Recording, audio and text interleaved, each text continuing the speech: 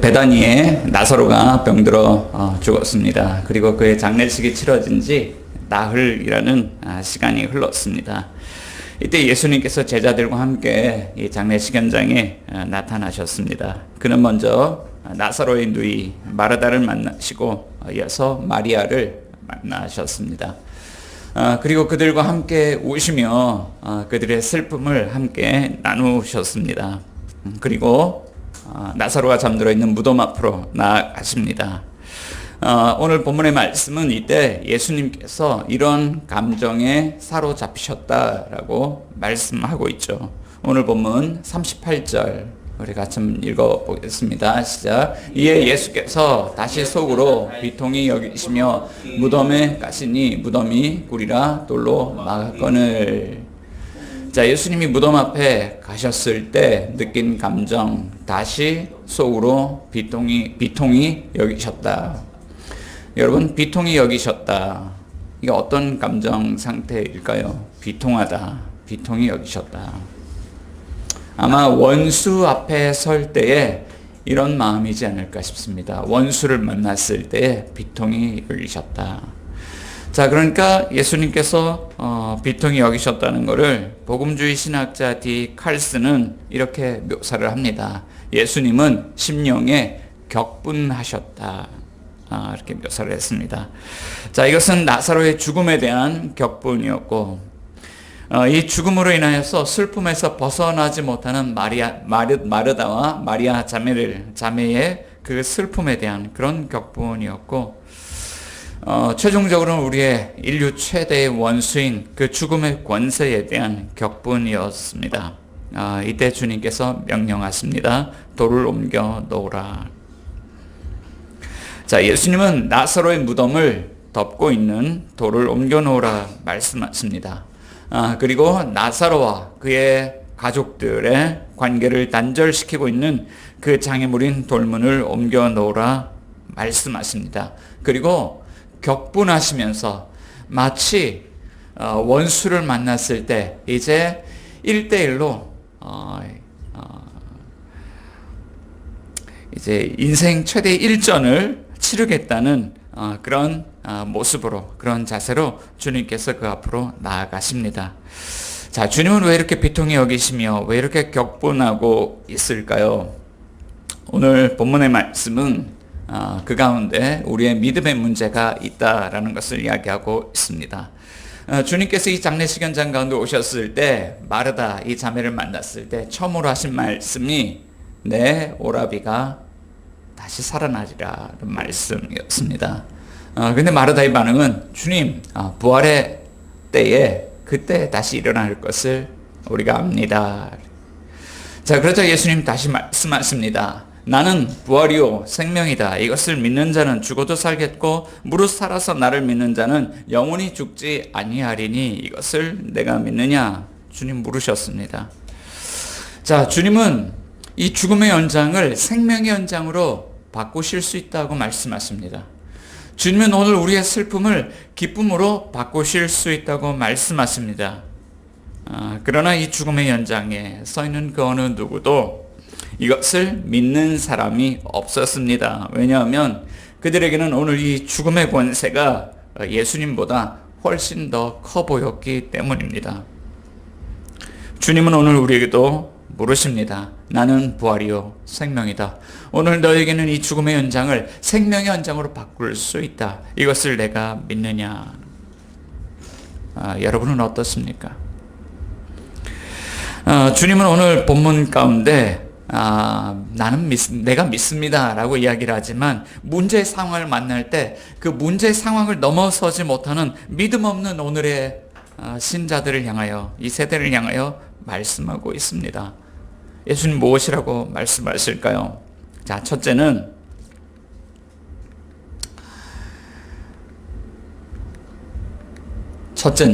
자, 우리 같이 한번 읽어볼게요. 시작. 문제의 상황 앞에 선 신자들은 믿음을 다시 점검해야 합니다. 자, 문제의 상황을 만난 믿음 없는 세대, 이 세대를 살아가는 신자들은 믿음을 다시 점검하라 라고 말씀하고 있죠. 자, 주님께서 이것을 내가 믿느냐 말씀하시는데 마르다는 내가 믿나이다 라고 대답을 했습니다. 그렇지만 결정적인 순간이 왔죠. 무덤에 돌을 옮겨 놓으라. 자, 그럴 때 마르다가 이렇게 대답을 하죠. 주여, 죽은 지가 나흘이 되었음에 벌써 냄새가 나나이다. 자, 고대 근동 지방의 장례식 문화는 사람이 영혼이 떠나가면 그날 바로 장례식을 치릅니다. 1일장이죠. 그리고 장례를 치른 다음에 슬퍼하는 거예요. 이유가 있습니다. 날씨가 너무 덥기 때문에 너무 빨리 부패를 해요.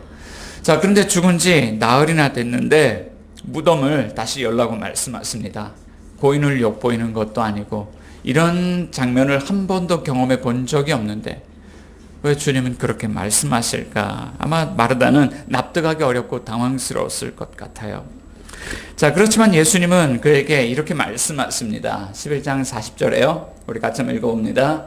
시작. 예수께서 이르시되 내 말이 네가 믿으면 하나님의 영광을 보리라 하지 아니하였느냐 하시니 믿으면 어떻게 됩니까?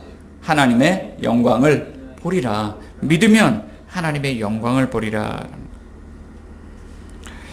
자, 우리 기독교는요, 하나님의 영광을 봐야 믿는 종교가 아니라 믿음으로 하나님의 영광을 바라보는 종교입니다. 믿으면 하나님의 영광을 보리라. 자, 그렇다면 우리는 이런 질문을 좀 해볼 수 있을 것 같습니다. 도대체 하나님의 영광이 무엇이길래 믿으면 하나님의 영광을 보리라고 말씀하실까? 저는 한때 하나님의 영광에 대해서 이렇게 생각을 한 적이 있습니다. 제가 공학 석사학위를 가지고 있는데 논문을 쓰던 학기였습니다. 몸이 아파가지고 도저히 학업을 이어갈 수 없는 그런 지경이 되었습니다. 그때 부모님을 찾아갔습니다. 어떻게 하면 좋을까요? 그런데 그때 왜 그런 마음이 들었는지 모르겠어요. 그래도 이렇게 교회에서 장학금도 받고 해서 공부를 했는데 이 공부를 마쳐야 하나님의 영광이 드러나지 않겠습니까? 그래서 제가 공부를 마치는 것, 제가 성공하는 것, 뭔가 일에 방점을 짓는 것, 이것이 하나님의 영광을 드러내는 일이라고 생각을 했던 것 같아요. 자, 물론 그렇게 하나님의 영광이 드러날 수도 있을 것 같습니다. 하나님의 영광을 위해서 예배자의 삶을 살아갈 때 이것도 예배라고 생각하면 그럴 수 있겠죠. 그런데 그 당시에 제 관점은 좀 기복주의적인 관점이 있는 것 같았어요. 하나님이 복 주시는 것이 하나님의 영광을 드러나는 일이다 라고 이해를 한 것 같아요. 자, 그런데 오늘 성경의 관점이 좀 다른 것을 보게 됩니다. 요한복음 1장 14절 가운데 영광에 대한 이야기를 이렇게 들려줘요. 같이 읽어볼게요. 말씀이 육신이 되어 우리 가운데 거하심에 우리가 그의 영광을 보니 아버지의 독생자의 영광이요 은혜와 진리가 충만하더라. 자, 성육신하셔서 우리 가운데 오신 예수님을 통해서 우리는 아버지의 독생자의 영광을 봅니다. 그런데 영광의 특징이 있죠. 그 영광은 은혜와 진리가 충만합니다. 자, 은혜와 진리가 충만하다. 이게 무슨 이야기일까요? 사실 성경에서 은혜와 진리가 충만하다는 것은 여기서 처음 등장하는 이야기가 아니죠. 이것은 하나님이 호렙산에서 임재하신 하나님이 모세를 만나실 때, 자, 십계명이 새겨진 그 돌판을 두 번째로 수여하실 때입니다. 그때 하나님이 모세에게 자신의 이름을 알려주십니다. 출애굽기 34장 6절 가운데 보면 이렇게 말씀합니다. 같이 읽어볼게요. 여호와께서 그의 앞으로 지나시며 선포하시되 여호와라 여호와라 자비롭고 은혜롭고 노하기를 더디하고 인자와 진실이 많은 하나님이라는 거예요. 자, 여호와 하나님 어떤 분이냐면 자비롭고 은혜로우신 분이에요. 은혜가 충만하신 분입니다. 자, 그런데 하나님은 동시에 이런 분이죠. 진실이 많은 하나님, 진리의 하나님입니다. 거룩하신 하나님이십니다. 의로우신 하나님이십니다. 하나님은 은혜도 충만하시지만 의로우셔서 이 죄의 문제를 가만히 놔두시는 분이 아니세요. 용서하시는 분, 사랑하시는 분이지만 하나님은 심판하시는 하나님이세요. 이 은혜와 진리를 동시에 가지고 계신 분. 그런데 예수님이 지금 무엇이라고 말하냐면 아버지의 독생자의 영광을 보리라. 근데 그 영광이 은혜와 진리가 충만한 모습이다. 어떤 말씀일까요? 자, 예수님을 통해서 은혜와 진리가 충만하신 하나님 보는데 지금 주님이 우리에게 말씀해 주시는 것은 예수님이 누구냐면 그 호렙산에서 모세에게 자기의 이름을 알려주셨던 그 하나님이 육신을 입고 이 땅 가운데 오셔서 그 하나님이 우리에게 오셨다고 말씀하는 거죠. 예수님이 바로 하나님 그 분이라고 말씀하는 것입니다. 자, 그런데 우리가 언제 이 영광을 볼까요? 다시 우리 요한복음 1장 14절 가운데 돌아가 보면 말씀이 육신이 되어 우리 가운데 거하심에라는 말을 하고 있습니다. 거하다라는 단어죠. 자, 이 거하다 어떤 뜻일까요? 자, 이것은 산다는 뜻입니다. 이 집에 오셔서 거주한다는 뜻입니다. 자, 그러니까 말씀이 육신되어부터 이 땅 가운데 오신 예수님은 우리와 함께 한 집에서 살면서 하나님의 영광을 보여주시려고 우리에게 오셨다고 말씀하고 있는 것이죠. 그러니까 예수님과 함께 살면 예수님이 하나님 그분이기 때문에 날마다 하나님의 영광을 마주대하며 그분의 얼굴을 마주대하며 살게 된다라고 말씀하고 있죠. 20세기의 프랑스 철학자인 가스통 바슐레르라는 철학자는 공간의 시학이라는 책에서 인간 존재를 이렇게 설명하고 있습니다. 인간, 그는 집의 안과 밖을 끊임없이 오가는 존재다라고 이야기합니다. 여기서 집은 단순하게 우리가 살아가는 집을 의미하지 않습니다. 이 집은 아무리 크기가 작고 보잘것이 없는 집이라고 할지라도 우리는 그 집에서 집 밖으로 나와서 활동을 하게 되고 그리고 반드시 그 집으로 돌아가게 되어 있다는 거예요. 그러니까 인간의 존재가 어디에 뿌리를 두고 있냐면 이 집에 뿌리를 두고 있다. 그래서 인간, 집의 안과 밖을 끊임없이 오가는 존재. 이 집은 인간 존재의 중심인 것이죠. 자, 그런데 우리 믿는 사람들이 살아가는 집은 어떤 집일까? 우리가 살아가는 집은 예수님이 함께 거주하시면서 날마다 하나님의 영광, 아버지의 임재와 아버지의 다스림을 드러내는 그 집이라고 말씀하고 있죠. 자, 찬송가 235장은 그 집을 이렇게 노래하고 있습니다. 우리 같이 한번 불러볼까요? 보아라 즐거운 우리 집, 밝고도 거룩한 천국에 거룩한 백성들 거기서 영원히 영광에 살겠네. 거기서 기쁘고 즐거운 집에서 거기서 영원히 영광에 살겠네. 자, 예수님이 함께하는 집, 이곳에 하나님이 임재하시고 하나님이 다스리시기에 그곳에는 기쁨이 가득한 곳, 영원한 그분의 영광으로 가득한 곳, 거룩한 백성들이 그 집에서 산다라고 말씀하고 있어요. 자, 그럼 한번 우리 삶을 돌아봅시다. 여러분의 삶은 어떠합니까? 예수님과 함께 그 집에 살면서 그 생명, 그 기쁨 누리며 살고 있습니까? 자, 그렇지만 우리는 우리의 삶을 돌아보면서 이렇게 대답합니다. 주님, 그렇지 못합니다. 만일 그렇지 않다면 우리는 무엇 때문에 이런 삶을 살아가지 못하는 것일까요? 자, 둘째. 자, 같이 읽어보겠습니다. 시작. 하나님과 우리 사이를 가로막고 있는 죽음의 돌이 있기 때문입니다. 하나님과 우리 사이를 가로막고 있는 이 죽음의 돌이 있어요. 예수님이 오셨음에도 불구하고 나사로와 예수님 사이에 무덤을 그 돌문이 막고 있죠. 그런데 마르다와 마리아와 예수님 사이에도 보이지 않는 그 죽음의 돌문이 그들의 믿음을 가로막고 있습니다.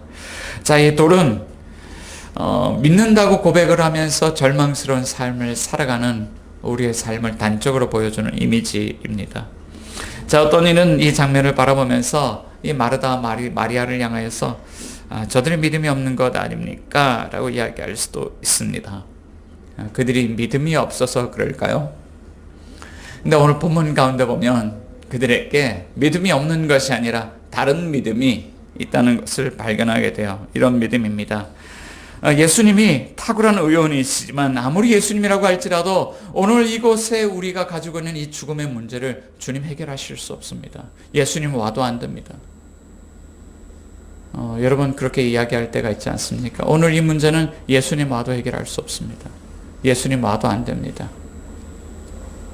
오늘 장로님 전쟁을 일어나고 있는 그 현장으로 기도하셨는데 이 갈등의 문제 주님 오시면 해결될까요? 주님 와도 안 될 것 같아요. 정치의 문제 해결될까요? 경제의 문제, 가난의 문제 해결될까요? 안 될 것 같다고 얘기를 해요.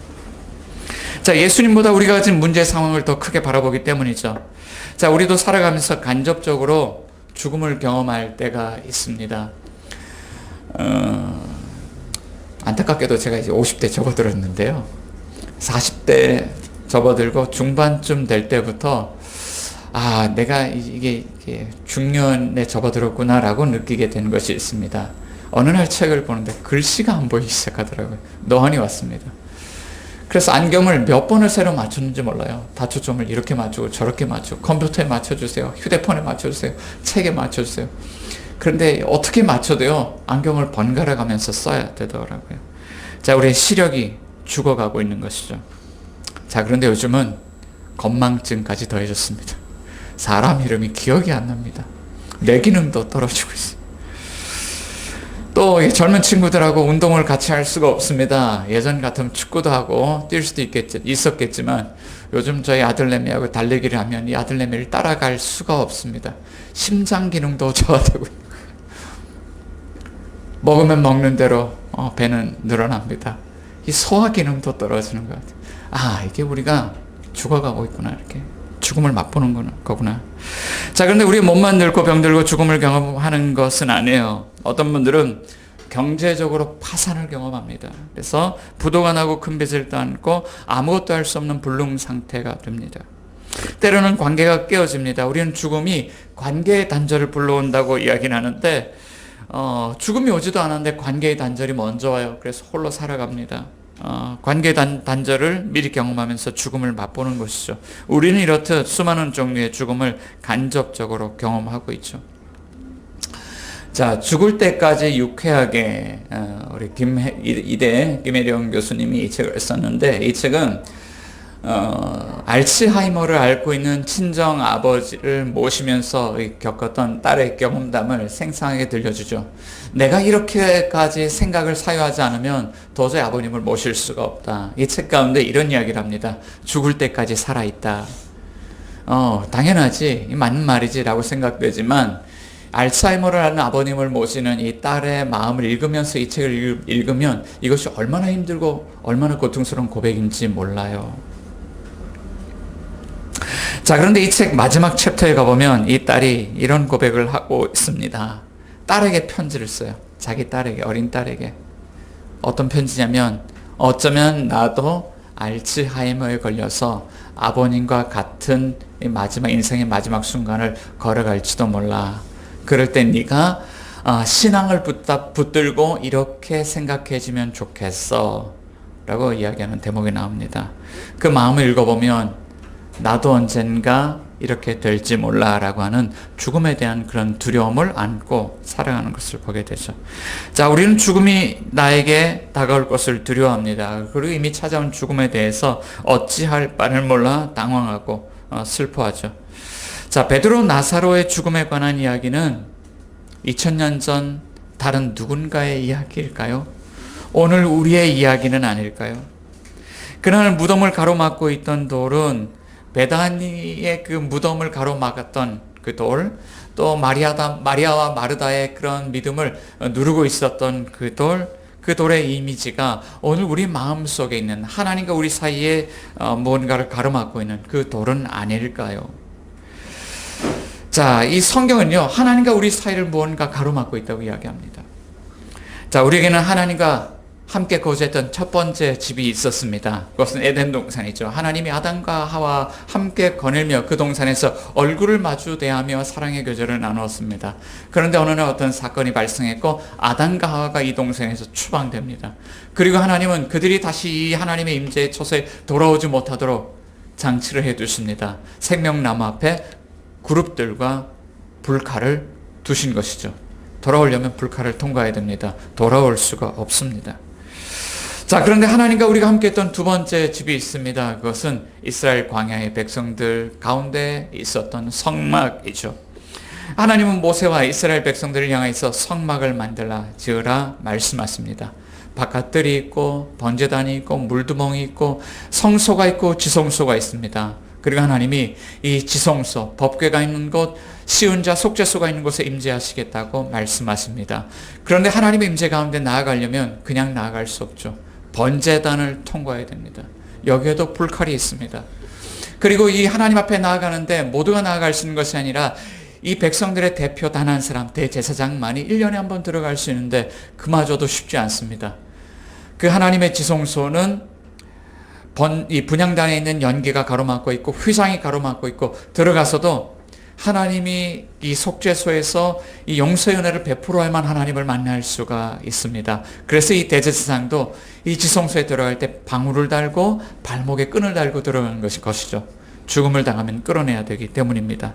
자, 하나님과 이 성전도 마찬가지입니다. 하나님과 우리 사이에 무엇이 가로막고 있습니까? 불칼이 가로막고 있고 번제단이 가로막고 있고 그룹들이 가로막고 있습니다. 하나님의 임재는 아주 위험한 것입니다. 죄가 있으면 다가갈 수 없는 것이죠. 무엇이 하나님과 우리 사이를 갈라놓고 있습니까? 하나님 말씀하시죠. 죄가 하나님과 우리 사이를 갈라놓았다. 그런데 죄의 삭은 사망이고 반드시 이 죄값을 지불해야만, 불칼을 통과해야만, 번제단을 통과해야만 너희가 하나님의 영광을 볼 수 있을 것이라고 말씀하고 있죠. 여러분, 우리가 하나님의 영광을 어떻게 봅니까? 정말 뼛속까지 죄인된 우리가 어떻게 하나님의 영광을 볼 수 있습니까? 자, 셋째, 같이 한번 읽어보겠습니다. 시작. 우리는 은혜를 믿음으로 하나님의 영광을 다시 볼 수 있습니다. 따라해 봅시다. 은혜를 믿음으로. 자, 여기 우리가 좀 이 설명을 위해서 가져와야 되는 교리가 하나 있는데 대표 교리입니다. 우리가 잘 아는 이야기 가운데 다윗과 골리앗의 1대1 대결이 있죠. 자, 이 싸움에서 누가 이기죠? 소년 다윗이 육척 장수 골리앗을 쓰러뜨립니다. 자, 누가 이겼습니까? 다윗이 이겼죠. 그런데 이것은 다윗만의 승리입니까? 사실 이스라엘 군대 전체의 승리고 이스라엘 나라 전체의 승리죠. 자, 이것이 대표입니다. 자, 오늘 본문 안에는 예수님의 대표 기도가 실려 있죠. 자, 우리 41절 중간부터 이르시되부터 같이 한번 읽어볼게요. 시작. 이르시되 아버지여 내 말을 들으신 것을 감사하나이다. 항상 내 말을 들으시는 줄을 내가 알았나이다. 그러나 이 말씀하옵는 것은 둘러선 무리를 위함이니 곧 아버지께서 나를 보내신 것을 그들로 믿게 하려 함이니이다. 중간부터 읽었어요. 41절 중간 이르시되부터. 자, 예수님이 기도를 하는데 감사 기도를 드리자. 하늘에 계신 아버지께 감사합니다. 내 말을 들으신 것 감사합니다. 예수님은 항상 개인적으로 기도를 해왔어요. 기도를 들으신 것 감사하고 이 아들의 기도를 들으시는 것 내가 알았다면서 고백을 하죠. 그런데 지금 이 공적인 기도, 큰 소리로 하는 이 기도는 누구를 위한 것이냐면 예수님 자신을 위한 것이 아니라 무리를 위한 거예요. 그리고 이 기도가 응답된 것 때문에 어떤 일이 벌어지냐면 아버지께서 나를 보내신 것을 저들이 믿을 겁니다. 예수님 그 무리의 믿음을 위해서 기도를 하고 있죠. 자, 그리고 말씀하십니다. 나사로야 나오라. 그랬더니 나사로가 세마포로 수족을 다 동인 채로 얼굴을 다 감싼 채로 그러고 무덤에서 살아서 일어나 나오는 것을 볼 수 있죠. 자, 예수님을 통해서 죽은 지 나흘이나 된 나사로에게, 썩은 냄새가 나는 나사로에게 부활의 생명의 역사가 나타났습니다. 아들을 통해서 하나님의 임재와 하나님이 다스리는 통치의 역사가 나타나는 것이죠. 아들을 통해서 하나님의 영광이 나타났어요. 자, 어떻게 이런 일이 일어날 수 있었을까? 우리는 기도해도 병이 낫질 않아요. 우리는 기도한다고 해서 죽은 자가 살아나지 않아요. 근데 예수님 그렇게 돼요. 왜 이렇게 될까? 어떻게 이런 일이 일어날 수 있습니까? 자, 오늘 본문은 이것을 우리에게 보여주는 거예요. 오늘 우리를 위하여서 하나님과 우리 사이를 가로막고 있던 그 돌을 치우고 그 죽음의 불칼을 통과하신 분이 계신다는 거예요. 스스로 번제단의 제물이 되셔서 희생의 어린 양이 되셔서 하나님과 우리 사이를 가로막고 있던 그 번제단을 죽음으로 통과하신 분이 계신다. 그리고 그 자리를 통과하심으로 하나님과 우리 사이를 가로막고 있었던 연기와 구름이 다 흩어지고 하나님과 우리 사이를 가로막았던 휘장을 둘러 나누신 분이 계신다. 그가 누구입니까? 하나님의 아들 예수 그리스도인 것이죠. 그래서 성경은 이렇게 말씀합니다. 히브리서 기자는 4장 14절 같이 한번 읽어봅니다. 그러므로 우리에게 큰 대제사장이 계시니 승천하시니 곧 하나님의 아들 예수시라. 우리가 믿는 도리를 굳게 잡을지어다. 하나님과 우리 사이에 우리를 대표할 대표가 있습니다. 그가 하나님의 아들 예수님이십니다. 히브리서 9장 20절에 그가 무엇을 하셨습니까? 같이 한번 읽어봅니다. 그리하면 그가 세상을 창조한 때부터 자주 고난을 받았어야 할 것이로되 이제 자기를 단번에 제물로 드려 죄를 없이 하려고 세상 끝에 나타나셨느니라. 자, 이제 이 제단에 마지막으로 자신을 제물로 드린 분이 있습니다. 영단번의 제물이라고 이야기하는데, 그래서 이 번제단의 제사는 마지막으로 끝났어요. 그분이 자신을 제물로 드린 것으로 끝이 났어요. 주님이 십자가에서 자신을 번제단의 마지막 제물로 드리셨다는. 자, 그래서 어떻게 됩니까? 마가복음 15장 38절 같이 읽어봅니다. 이에 성소 휘장이 위로부터 아래까지 찢어져 둘이 되니라. 하나님의 이제 우리 사리를 가로막고 있었던 성소 휘장이 위에서부터 아래까지 찢어서 둘이 되었습니다. 이제 하나님의 영광을 향해 나아가는데 어떠한 장애물도 없습니다. 그 앞으로 나아갈 수 있게 되었습니다. 그 성전 안으로 들어갈 수 있게 되었습니다. 그래서 어떻게 되었을까요? 에베소서 2장 22절 같이 읽어봅니다. 너희도 성령 안에서 하나님이 거하실 초소가 되기 위하여 그리스도 예수 안에서 함께 지어져 가느니라. 우리는 성전이신 그리스도 예수 안에 들어갔습니다. 하나님 그곳에 성령을 부어주셨습니다. 그래서 우리가 주님과 함께 살아갈 수 있도록 우리가 하나님이 거하실 초소가 되었다. 성령의 전이 되었다. 주님과 함께 지어져가는 성전이 되었다라고 말씀하고 있죠. 우린 예수님과 함께 그 번제단을 통과했습니다. 우린 예수님과 함께 그 불가를 통과했습니다. 그리고 예수님과 함께 부활의 승리를 통해서 생명나무 앞에 섰습니다. 그래서 주님과 함께 하나님의 영광을 볼 수 있게 되었죠. 예수님이 성전입니까? 우린 예수님과 함께 연합되었으면 우리도 성전입니다. 예수님이 우리의 대표이신 대제사장입니까? 예수님이 우리의 대표면 이제 우리도 예수님과 함께 왕같은 제사장으로 살아갑니다. 예수님이 하나님의 아들입니까? 그러므로 우리도 하나님의 아들입니다. 예수님이 생명의 빛입니까? 우리도 이 세상의 빛으로 살아갑니다. 예수님이 세상의 소망입니까? 우리도 세상의 소망입니다. 왜? 우리가 그리스도 예수 안에 예수님과 함께 거하며 살아가기 때문이죠. 사랑하는 여러분, 여러분은 어떤 집에서 살아가고 있습니까? 여전히 내가 믿나이다 이야기하면서 마르다와 마리아처럼 이 믿음이 눌린 채로 살아가지는 않습니까? 아니면 그 돌무덤 가운데 갇혀있는 죽은 나사로와 같은 상태로 무기력하게 살아가지는 않습니까? 주님은 오늘 이곳으로 우리를 초대하십니다. 은혜로 나오라고 말씀하십니다. 십자가의 그 대속의 은혜의 현장으로, 부활의 승리의 현장으로 우리를 초대하십니다. 그리고 믿으면 하나님의 영광을 보리라 말씀하십니다. 여러분이 은혜를 믿으시기 바랍니다. 그리고 날마다 주님과 함께 하나님의 영광을 바라보며 살아가는 저와 여러분 되시기를 주님의 이름으로 축원합니다.